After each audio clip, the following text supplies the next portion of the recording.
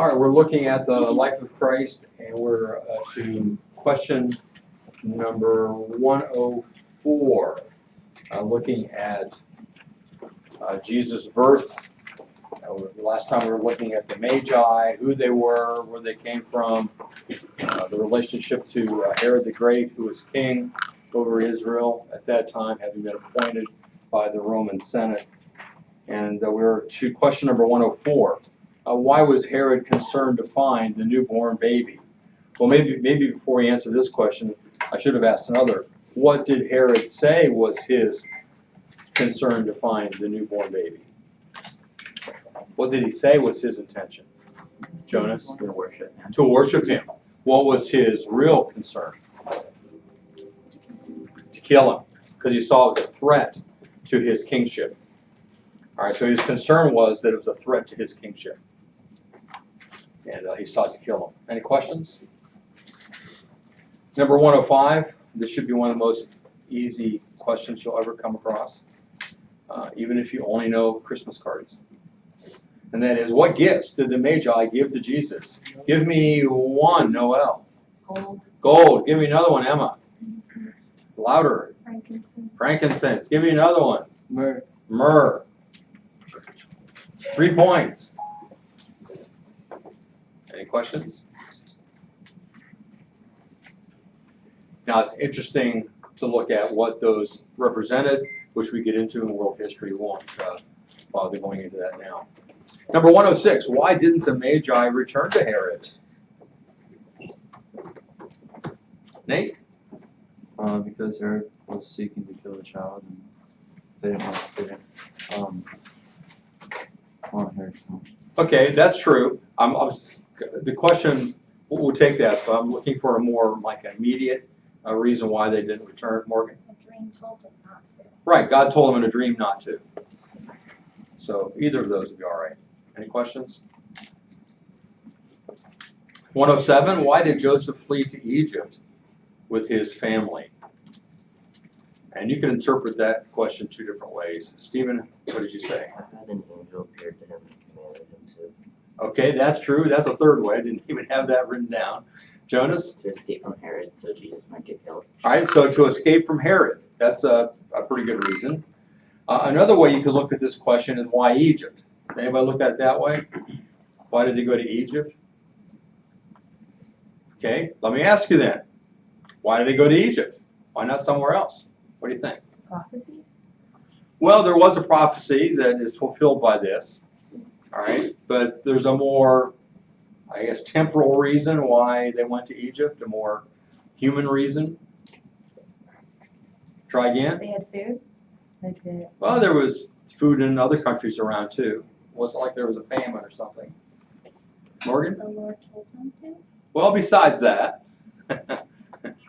that's what they were told. I don't know. Does it say that they were told to go to Egypt? Yeah. Okay. But there's a good reason why Egypt. Now, in other words, there's a reason why God said go to Egypt. Why He didn't say go to Syria, go to Greece, go to why Egypt? It's because there were a lot of Jewish communities in Egypt. Anytime in years past, for generations, for hundreds of years, when people were fleeing from a situation in Israel, they would go to Egypt. Remember, that goes all the way back to Abraham. Remember when Abraham there was a famine? Where did he go? He went to Egypt. Where did Jacob's family end up coming? I know Joseph was there already, but they went to Egypt. Egypt seems to be a place of rescue in a way. And there were a number of Jewish communities living in Egypt at the time. All right, so any of those answers that were given would be fine. 108, the thinking question. Give 2 proofs that the Magi were not there the night of Jesus' birth. So our Christmas cards, our nativity sets, they all have the wise men there with camels, right, at the manger. Give me 2 reasons why that we can show that they were not there the night of his birth. Sam? They went to a house, not a stable. Right. That's the most obvious clue is they went to a house, not a stable. Anybody have another one? Jonas. They called him Jesus a child, not like a newborn baby. Right, they called him a child, not an infant. Exactly right. Those are the two proofs. All right, how many have both of those? Okay, good. Any questions about that? Now, what should we do with our nativity sets that have wise men on camels at the manger? What should we do?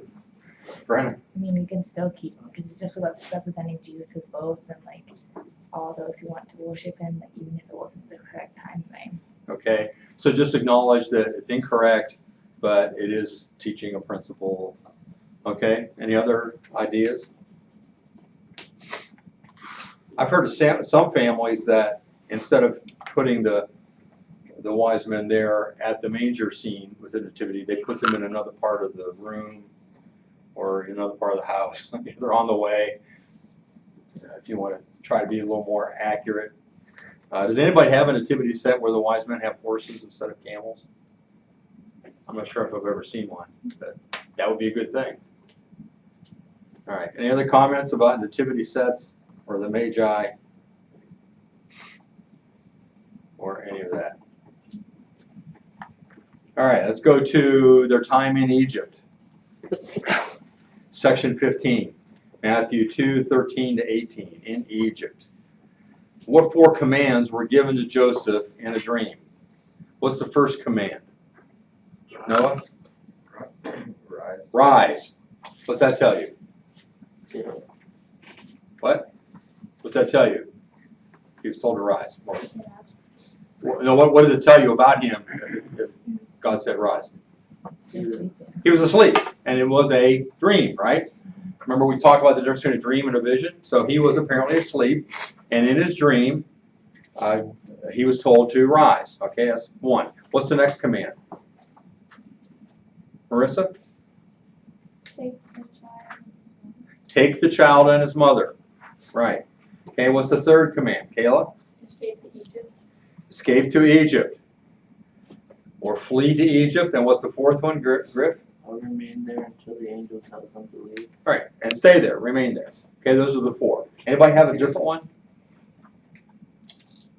Good, we're on the same page here. Okay, 4 points for 4 commands. Any questions? All right, number 110. About whom was God speaking in Hosea 11:1? You had to look back at Hosea 11:1. About whom was God speaking? What did you say to that, John? I didn't know this one. You didn't put an answer down, Joel? Jesus. In Hosea 11:1, I don't think he's referring to Jesus. To whom is he referring, Griff? I had Jacob, Okay, Jacob or his other name, Israel. Israel. He's referring to Israel here, Brenna. When I looked this up, it said Jesus because it goes back into cross reference with what was it? Matthew in this or something. I can't remember what it was, but it says, "My son will rise up out of Egypt." So it's talking about his son. It's talking about Jesus and cross-referencing to them escaping and fleeing to Egypt. So That's how Matthew is understanding. That's how he's using that verse. He's saying that verse that was talking about Israel. He said more specifically, it's about his son Jesus. But in the context of Hosea, he's talking about Israel. All right. Now I know it's hard to understand how that can be true, and we're not going to count this as a point because this is a difficult one. But there are a number of times that Matthew especially and other gospel writers refer to Old Testament passages and say this is prophetic of what's happening to Jesus, when if you look at the Old Testament passages, sometimes it doesn't seem to be talking about the Messiah at all. So I think we have to understand that when Matthew is referring to something in the Old Testament, said this is a fulfillment, he does not mean it in the same way that we oftentimes think of fulfillment, that God predicts something exactly, and that exactly happens. He's looking at it from the standpoint that here's something that happened in the Old Testament, and this reminds me of what's happening now, or this is similar to what's happening now. It's not a one-for-one prophecy in the sense that we oftentimes think. Now, that may be hard for you to wrap your heads around. But there are times when there is not a one-to-one. There's not a, here's a prophetic statement of what's going to happen, here's exactly what happened, and it's exactly the same. Because there are times when that's not the case. I think, and Jesus does the same thing, by the way. There are times when they're looking at something in the Old Testament as being maybe a type, and they're calling it a prophecy or fulfillment, but it's really a type. So, for example, we look at Joseph being taken into slavery, being sold into slavery, all that. He is considered a type of Jesus. That is, there are things in his life that resemble what happens to Jesus. Betrayed by his brothers, you know, a lot of things. And there are a number of things in the Old Testament that are like that. So what I think Matthew is doing here is he's saying that looking at Hosea, a verse about what's happening to Israel, out of Egypt I call my son. Why? Because that's where Israel was. Jacob and his family were in Egypt. And remember, they came out in the Exodus. Out of Egypt I called my son. He's talking about Israel. But that's similar to what happens with Jesus, who is, of whom Israel is a type, if you will. That what happens to Israel, to Jacob, it maybe typifies what's happening with Jesus. And so Jesus does the same thing that happened to Israel. Yeah. I just have a question. But in Hosea 11, it talks about like the Lord God being with them. It says like the Holy One among you, and it talks about the rest of them like healing Israel and Egypt and stuff. And it's talking about his son. It's talking about Jesus. He's the one who like healed everyone. So what is this like? Well, remember, prophecy the Lord he's telling them? Hosea is talking to people at that time. And at that time, they had no conception of Jesus. They did not know about him. This is, hundreds of years later that Jesus would come to be born in Bethlehem. All right, so Hosea 11:1, when Israel was a child, I loved him, and out of Egypt I called my son. Now, to people who were living at the time of Hosea, they would have no other understanding of this than he's talking about Israel. And that's what I'm saying. To the people at the time, and what Hosea is talking about, is actually the nation Israel. The more they were called, the more they went away. Who's the they? It's talking about Israel. They cannot be, plural can't be referring to simply the Son of God because he's singular. They kept sacrificing to the Baals and burning offerings to idols. Yet it was I who taught Ephraim to walk. I took them up by their arms. They did not know that I healed them. I led them with cords of kindness, with the bands of love. And I became to them as one who eases the yoke on their jaws. And I bent down to them and fed them. They shall not return to the land of Egypt, but Assyria shall be their king. This whole thing is talking about Israel, and particularly the northern kingdom of Israel, after the division, because he's saying, you're not going to go down to Egypt again, but instead I'm going to send Assyria to come and conquer you. So see, the whole thing is about the nation Israel as embodied in the man Jacob and his descendants that were in Egypt.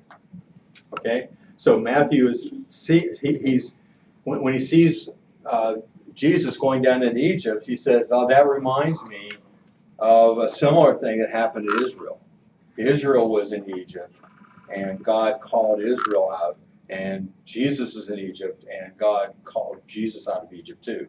So, in other words, what he's saying is it's a similar thing, but not as we would consider a prophecy specifically that this was talking about Jesus back in Hosea 11. Does that make sense?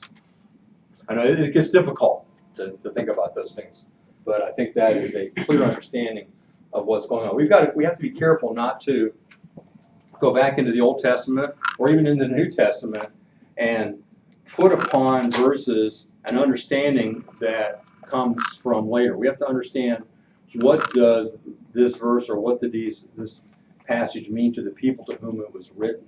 That's the primary understanding. And then maybe we can understand things beyond that. But first of all, we need to know, what did it mean to the people to whom it was written?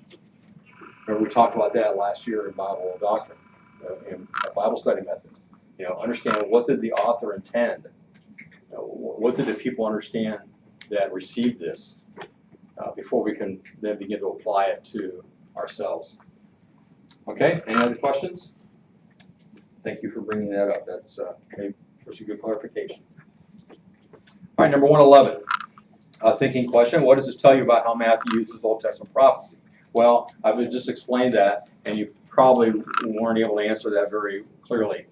So let me just say, he doesn't use Old Testament prophecy in a literal fashion. In other words, looking at it, this is exactly prophesying, and this is exactly what happened.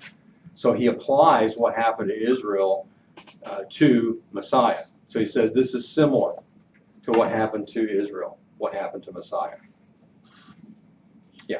I had uses them as a reference.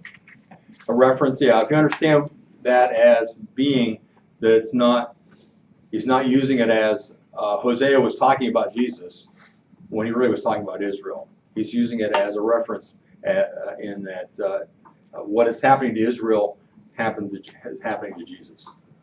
Yeah. What about all the other prophecies then? Because the people that it was referring to, they didn't know who Jesus was, but doesn't mean it's not a prophecy because the Lord came upon them and told them. So God could have been speaking to Hosea that this is what's going to happen. My son will become a hero of Egypt. So, I mean, if the other prophecies, they didn't know who Jesus was, but God was speaking about him. So. There are some prophecies which are clear that it's talking about the coming Messiah, like some of the prophecies that are in the Psalms of David, the Messianic Psalms are called. But in cases like this where the context, the context isn't even talking about Messiah. It's not even talking about the future, except for Assyria is going to come and take over. The whole context is about here's what God's done for you in the past. He's done this, and done this, but you continue to worship Baal. And so I'm not going to take you to Egypt again. I'm going to send Assyria. Okay, any other questions? Okay, number 112. Number 111 we won't count at all. Anybody even have an answer close to what I said? I know Zach kind of did. Anybody else have an answer that think was close? All right, number 112. What was Herod the Great's response to the Magi failing to inform him of the Messiah's whereabouts? Haley, what did Herod the Great do? He became furious. Right. And I'm sorry, go ahead. And killed all the men. In the whole world? No, just Where? It's important to know where, isn't it? He became furious and killed all the male children where? Where, Mia? in Bethlehem. In Bethlehem. In Bethlehem. That's kind of an important part of that. But I guess if you had furious and killed the male children, we'll not take anything off, but it's got to be in Bethlehem, not everywhere, not even in Israel. And 2 years old and under, which he wanted to make sure that he was in the right time frame. Remember, he asked the Magi how long it had been since they saw the star appearing, and I think he bumped it up about a year just to make sure, because I don't think the Jesus was 2 years old at this point, probably closer to 1. All right, number 113. This leads Matthew to relate this event to an Old Testament event recorded in Jeremiah 31:15. Again, Jeremiah 31:15 is not talking about this event of the children being killed in Bethlehem, but this event reminds Matthew of what it says in Jeremiah 31:15. So what was that event? Does anybody want to figure that out, Jordan? Return of Israel from exile. It was, you're on the right track, but you got the wrong direction. Not returning from exile, but being taken into exile. Because when Nebuchadnezzar captured Israel, captured Jerusalem, and eventually destroyed it, there were 3 times which he went and where he took exiles or took people from the city of Jerusalem into exile. That is, he took them back to Babylon.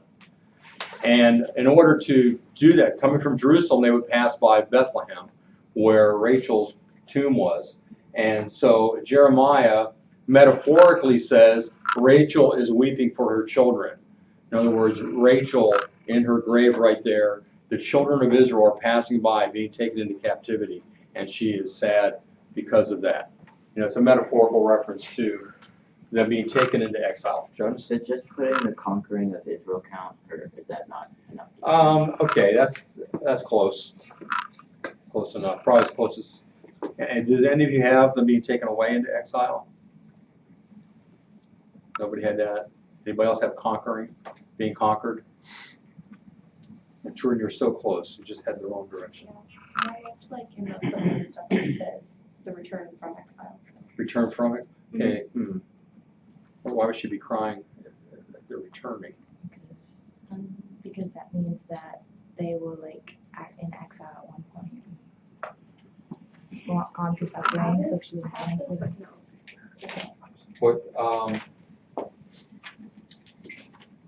What Bible is it? That you're-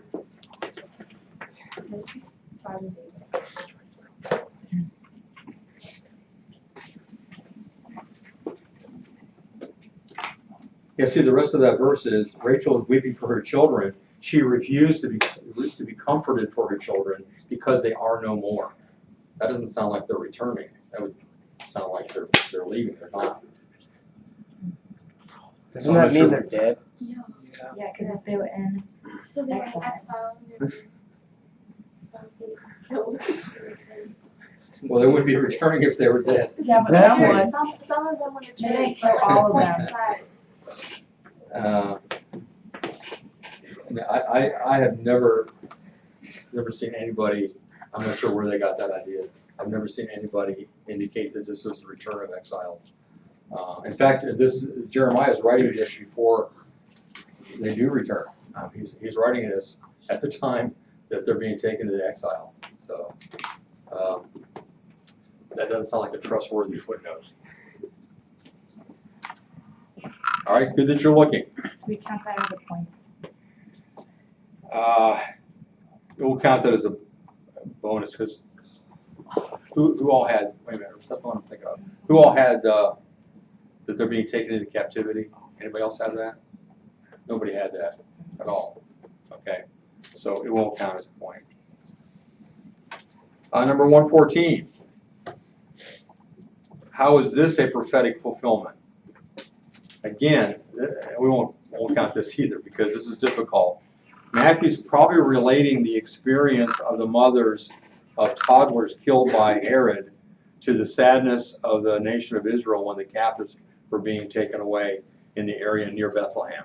So just the fact that it happened in Bethlehem causes Matthew to think back, the mothers that are weeping over their toddlers being killed by Herod the Great, that reminds me of what Jeremiah said about the captives being taken into Babylon because that was near Bethlehem and Rachel was crying for her children.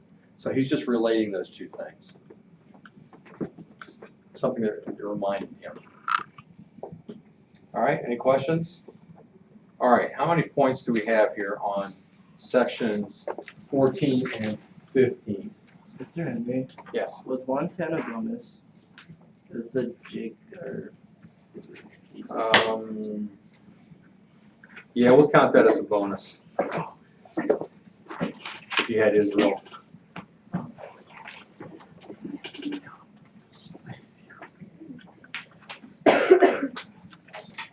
While you're counting, tomorrow we want to complete sections 16 to 19.